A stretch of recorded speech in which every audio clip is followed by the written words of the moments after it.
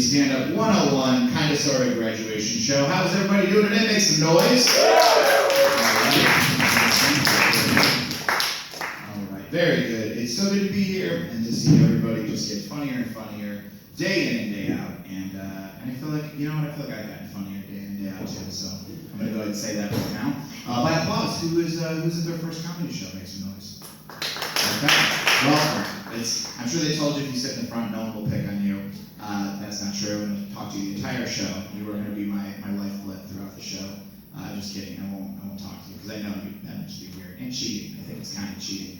Let's see. What can I tell you guys about me? My name is Marty. I've been your instructor for the past 4 years here at Second City, and it's gone by very fast. It feels like just Monday that we all met each other for the first time, and here we are. I'm trying to be healthier. I don't know about any of you guys. I'm trying to be healthier. I joined a gym. I joined Export. I joined an Export gym, and when I was signing up, the guy behind the counter, he was trying to upsell me on everything, right? And finally, I'm just like, I just want you had a sign that said $14.99 a month. That's all I want. I just want the $14.99 a month. And he's like, okay, fine, but just so you know, you can only go to this Export. And I was like, yeah, I'm probably not going to even go to this one. So it doesn't matter. Let's see. I'm thinking about what other jokes to do for you guys, and I think you can handle a dirty joke. Can you guys handle a little dirtier one? Now I don't set it up this way, so they don't know it's dirty. It's just a little fun one. What I normally do, since you guys are all people I know, whatever, I just kind of start talking to the crowd a little bit and asking you guys a couple. Is this gentleman romantic? Is he a romantic gentleman? No, it's a bummer. You guys gotta pick it up. I actually found out that I was romantic, and I never knew that I was. I'll tell you the story why. My girlfriend and I, we were on her couch. This was the first time we hooked up, right? We were on her couch messing around, just a little gene-on-gene action going on, The smell of hot denim was in the air, right? Hot denim, my favorite Yankee candle of them all. I want to get to the point in stand-up where I can give everybody a hot denim Yankee candle after the show. That would be a dream come true. But anyway, we were on our couch, and I said, listen, I need to be honest with you. This couch is not very comfortable. I have a high school football-related injury that's acting up. And she said, you played high school football? And I said, no. I said high school football-related. Big difference, right? What happened was, one time I was at a game on mushrooms, and I was sitting at the top of the bleachers because that's where the mushrooms work the best, right? And I was having so much fun, I leaned back too far and I fell off the bleachers and I broke my back. Side note, if you're ever going to break your back, you got to do it on mushrooms. It's amazing.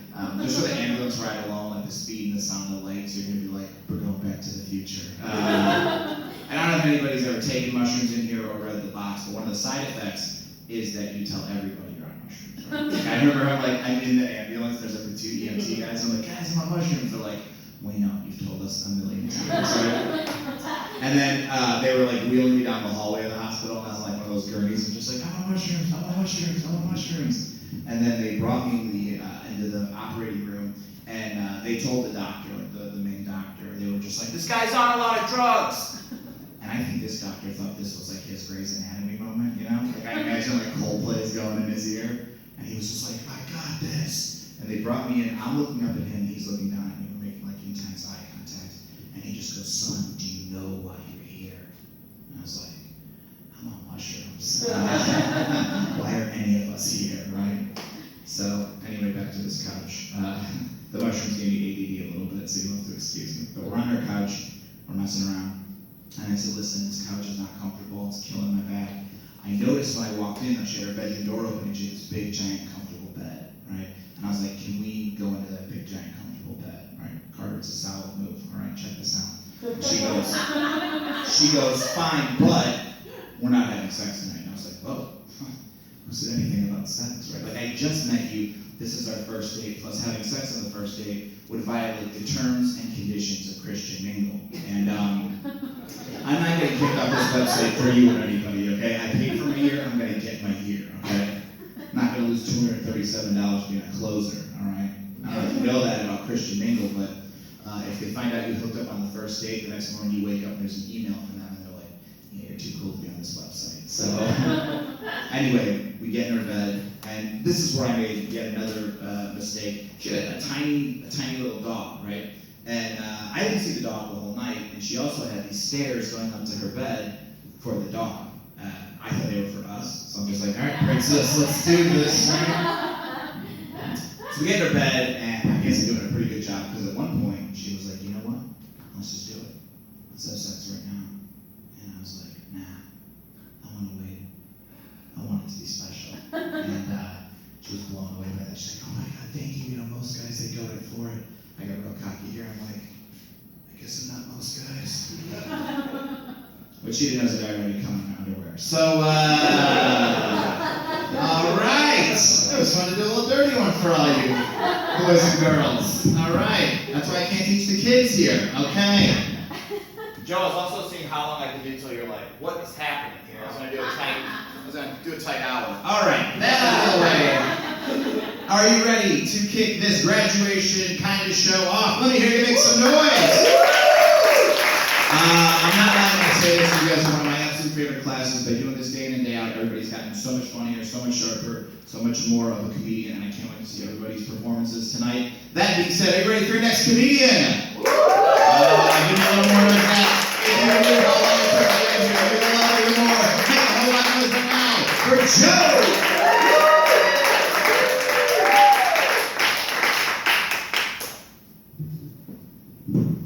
Oh, it's good to be at the Vermont Theater here at Second City. Yeah, I feel like Marty's challenging me to a game of double dutch or something over here. All right. Yeah, it's good to see y'all. We've been working together all week. Nice. I got half dressed up for you today. The other half is ready to blend in with some foliage outside. I wear sleep pants on the reg. Sleep pants are the most comfortable for me, sitting in this chair, doing all the transfers that I have to do. Unfortunately, that limits my style options. Because what do you got when you go look at sleep pants? You've got plaid, or Snoopy.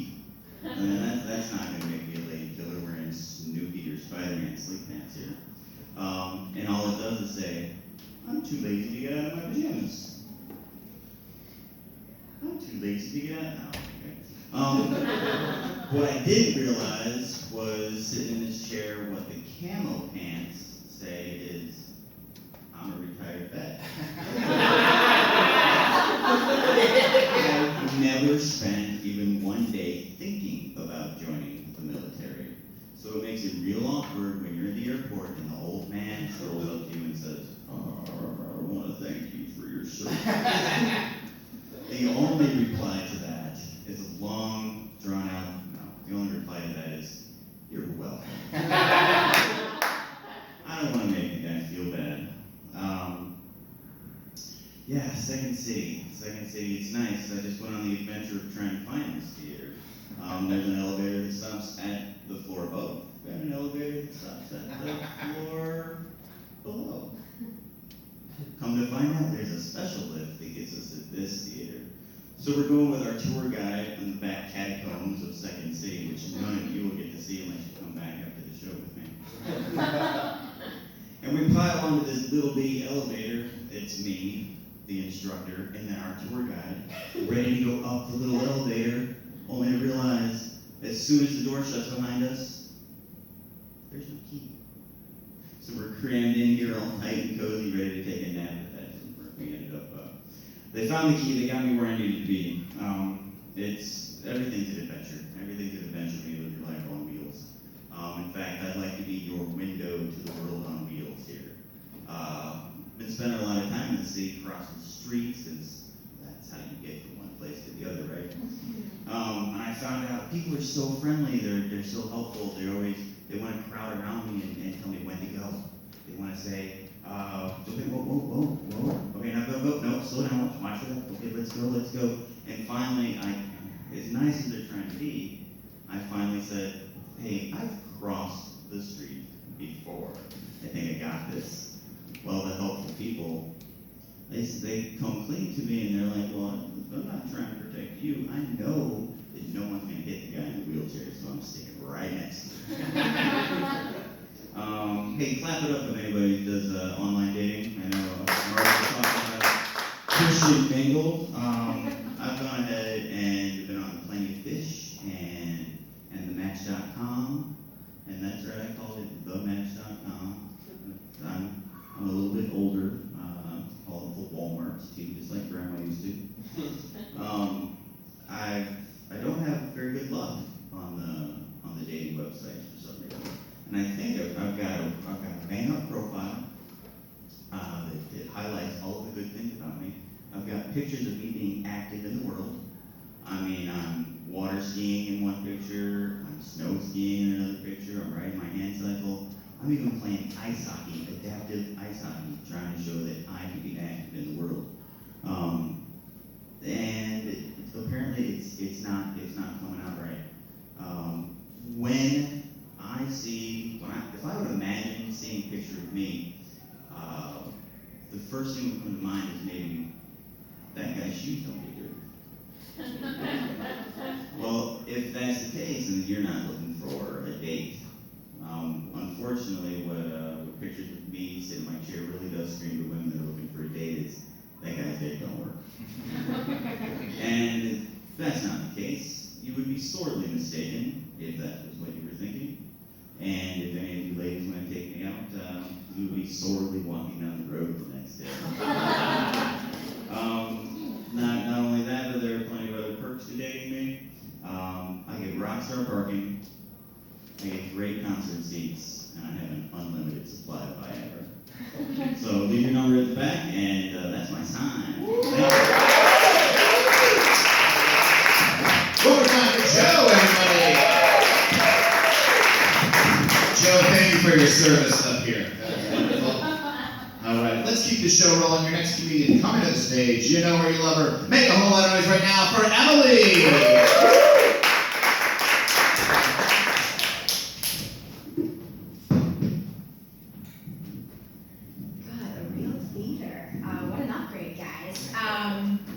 Cool. So I consider myself pretty well educated. You know, I went to a good college, but I find that when I get really excited about something, my vocabulary drops to only 3 words: literally, blessed, and gorge. I become every girl that I hate in the world, or pretty much anyone that's ever been on Bachelor in Paradise. Something else you should know about me: I'm actually a professional third wheel. Yep, it's a job. I was recently living with a girl who had a boyfriend that was long distance, and even though he wasn't always physically around, he was verbally around. And when I say verbal, I mean that when my roommate would be on the phone with him, she would go from being this very confident, empowered female to this weird, strange, sexy baby version of herself. She was on the phone with her boyfriend Taylor, and she asked him something like what time his flight was getting in. She giggles, and then I hear, 5:48? Oh my god! That's so weird, Taylor, because I thought of you 548 times today. Terrifying. It didn't get much better than that after her, though. I lived with someone else who was also in a serious relationship with her boyfriend. She then thought it would be cute to start hooking up with someone that I had previously dated. And boy, I'll never forget how I found out too. There I was in my bed after going to an electronic music festival in underground Brooklyn. And I'm in my bed just trying to calm the fuck down. And all of a sudden I hear these sex noises that I am all too familiar with. Let me tell you, there is nothing worse than finding out that your roommate is a lying piece of garbage than when you're rolling on Molly just trying to drink water and not go overboard with touching yourself in bed. Well, when I'm not a third wheel, I actually work at a sports bar, and it's glam. Let me tell you, it's glam. Yep. A lot of my tables always want to know my name. Some waitresses might like that. They might think it's cute. I don't. We're not there yet. I'm not on that level with you. I'm about to be shoving my way through these frat stars for the next couple hours. I'm gonna have ranch dressing on my pants, like tequila, cherry bombs all over my hands. Let's just cut me a little bit of dignity now. If you want to call me anything, just call me by the names of the roles that I'm auditioning for, yet clearly not booking since I still work at this bar, like waitress number 1 or strange girl in the corner.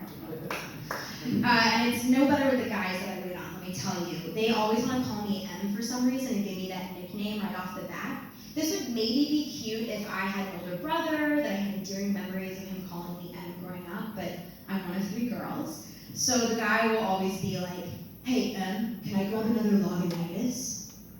No, sir. You have lost all nickname privileges here. Just because you've had 12 Bud Lights, you've made out with 3 girls here, and you've probably given half of this bar HPV, does not mean that you can do whatever you like. Secondly, it's Loginitis, you asshole. Didn't you just tell me that you went to Dartmouth or some other strange Ivy? And third of all, speaking of, the last guy that called me M is probably the same guy that gave me HPV, so thank you for that. And you think it'd be better with the girls that I wait on, but no, it's even worse. I always wait on the same type of girl. Her name is always something horrendous, like Caroline. We know Caroline, right? She's blonde, she went to UNC, and she's slowly sipping her Pinot Grigio as she patrols the menu. And she'll use my name in the most condescending manner. She'll say things like, hey, Emily, are you sure there are no paleo, Whole30, gluten-free items on this menu? I'm allergic.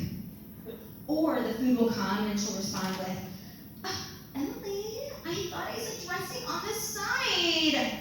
So I have no choice but to give it back to her, right? I'll say things like, Caroline, are you sure you want this 5th gin and tonic? You know tonic's the type of water that has calories in it, right? Meanwhile, we're all thinking the same thing, right? Caroline is the type of girl who promised she'd give her boyfriend anal for Christmas because it's a special occasion, but then she changed her mind because she didn't earn it. That's my time.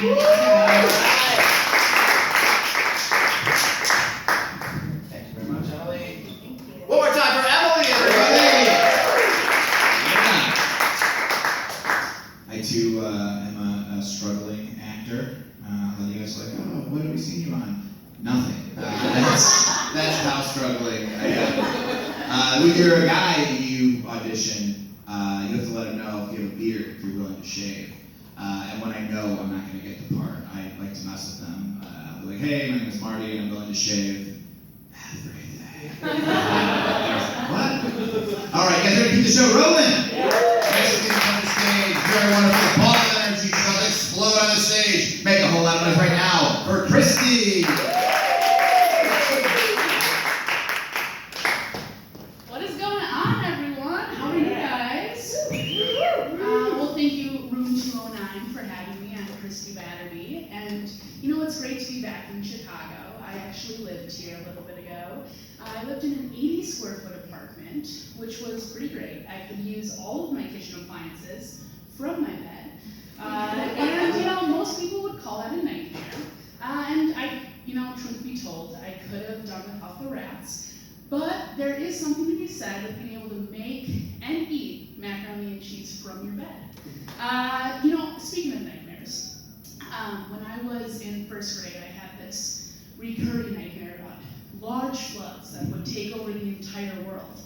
And it's a little bit of a scary one. I did go to Catholic school, and we were learning about Noah's Ark, so it fucked me up a little bit.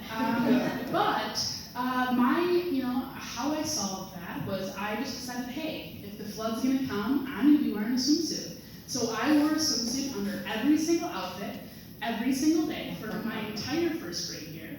One day it was an out of uniform, kind of week. And I was wearing some really dope Tweety Bird overalls. I loved them. And of course, I was wearing my one-piece Speedo swimsuit from swim practice. So we're out at recess. I was killing the Foursquare game. When I started, I felt like that, that pee my pants feeling. So I went up to the lady, the recess lady, and I was like, hey, I really need to go to the bathroom very bad, like right now. And she was like, can't. So I waited a while, told her again that I was going to pee my pants. So she's like, fine, go in there. I run in there, I'm trying to unbuckle my overalls. It's not working very well. They don't work great for 6-year-old hands. And so eventually I get them off, and my swimsuit's underneath still. So I was like, this isn't going to work out well for me. So I just let it all go. I flooded that bathroom and peed all over myself. It was a great time. I just stayed in there for about an hour until someone came and got me. But after that, there were some other nightmare situations by roommates, I mean squatters. And by squatters, I actually mean netheads who moved into my garage and treated it like a free Airbnb, which is awesome. So the night that I actually discovered these new tenants, I was at an amateur porn film festival called Hump.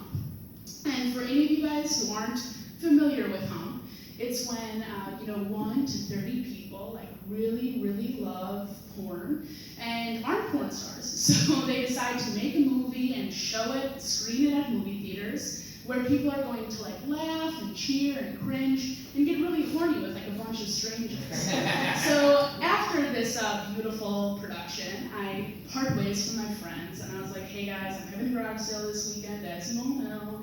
I also really want to jack off. And they're like, cool, you go do your thing. So I'm driving home, pull into my alley, and I see my garage is halfway open. So I was like, this is very, very strange.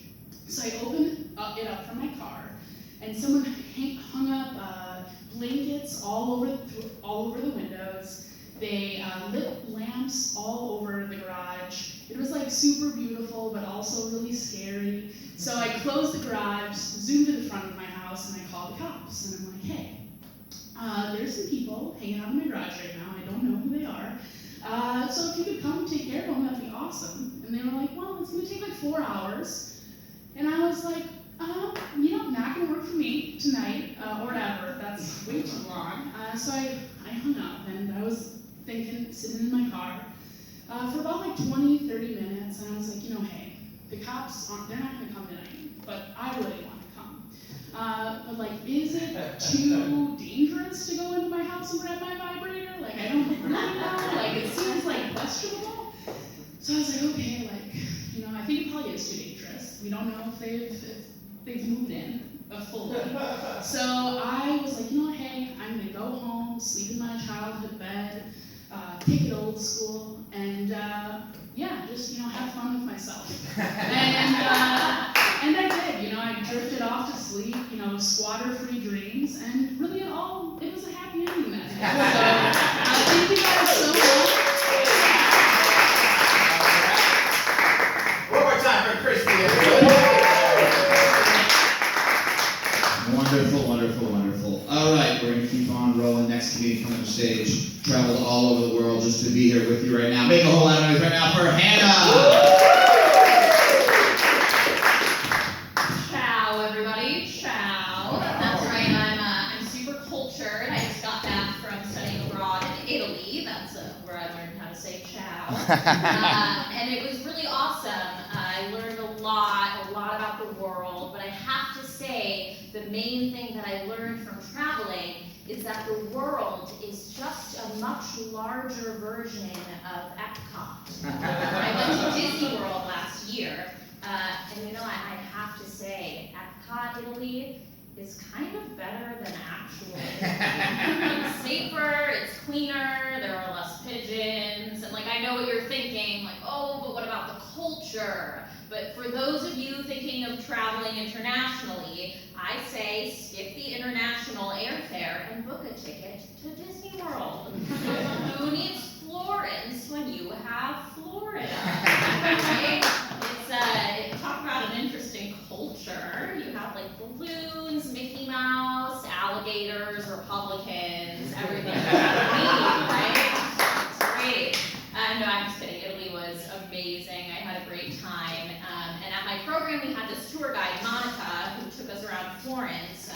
And I'm not sure if you guys know what the Medici is. It's like this old Italian banking family, and it basically ruled all of Italy. And Monica had this really thick Tuscan accent, and as she was taking us around Florence, we basically learned that everything was owned by the Medici. So she would point to a church and be like, so this is the Medici. And then she would point to a museum and she'd be like, so this is also the Medici.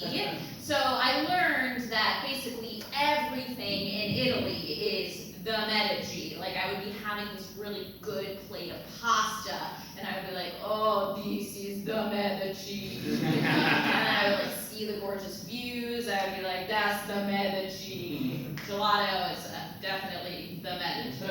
But it was great. I was studying commedia commedia dell'arte in Italy. Not sure if you guys know what that is. It's like this ancient Italian form of theater and comedy. So it's basically like the less financially stable clown school. Yeah. Going to theater school was not enough. I had to find more ways to piss off my parents. I was like, commedia dell'arte in Italy. Yeah, they were like, great.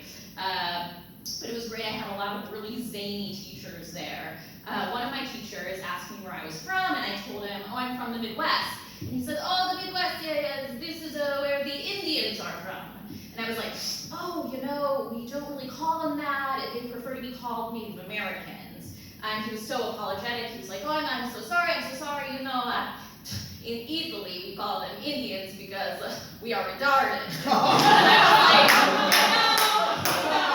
I was like, don't use the R word either back in America. Very disrespectful. And he was so apologetic, he just didn't know. He was like, oh, I'm so sorry. And I was like, it's okay. It's just that in America, we don't use disrespectful terms, you meatball.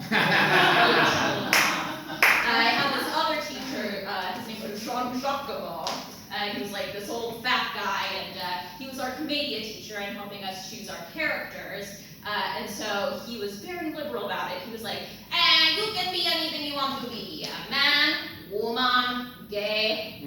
So those were our three options, man, woman, or gay. And I was like, I don't know if I should choose woman or gay. I'm pretty gay, which basically just means that I look like a waiter all the time.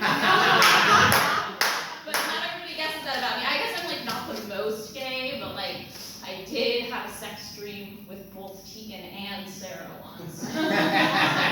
Yeah. But you know, it's interesting. My girlfriend and I, we don't get a lot of harassment. The only time we really do is from straight guys. And straight guys, I love you. It's not all straight guys, just some straight guys, but they can't really understand like how two women could, you know, be together. They're like, well, how do you get off without a man? But what I think is even more amazing is that some straight guys can get off just on their own opinion. Amazing. I call it solo sexual.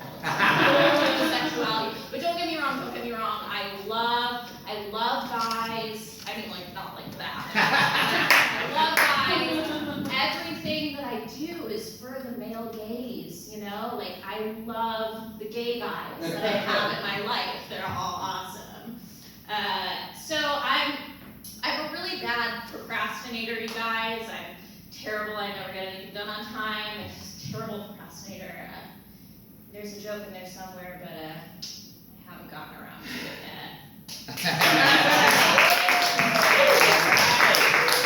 More time for Hannah, everybody! Alright. Yeah, Hannah mentioned it is prime cat calling season for the dudes up there. This is what they've been training. I said we. Ooh, that was a safe one. This is what they've been training for. I know this because I was in a lift the other day, and it was me and the driver up front, and every time we pass a woman in like a tank top or shorts or a skirt, they would just go, man, I love the summer. I'm like, oh, it's going to be one of those rides. And then I was wondering, like, if as the seasons change, she gets more, like, mad about it, like, oh, I'm not real excited about the fall. And then when it's winter, I vehemently hate the winter. And then it's like spring, her shoulders are out. All right, I like the spring. So, all right. I'm working on that one. It's not going great. All right. Are you ready for your next comedian? Yeah. Also, another tip, if a comic does a great set, don't try to come up and do a half-constructed joke and ruin the moment. That's an extra hosted tip on the house from your instructor, Marty, right here. All right, next comedian coming to stage. You know him, you see him, he's a man about time. Make some noise for Autumn! What's up, guys? Got some old dating app fans in the crowd. Grindr.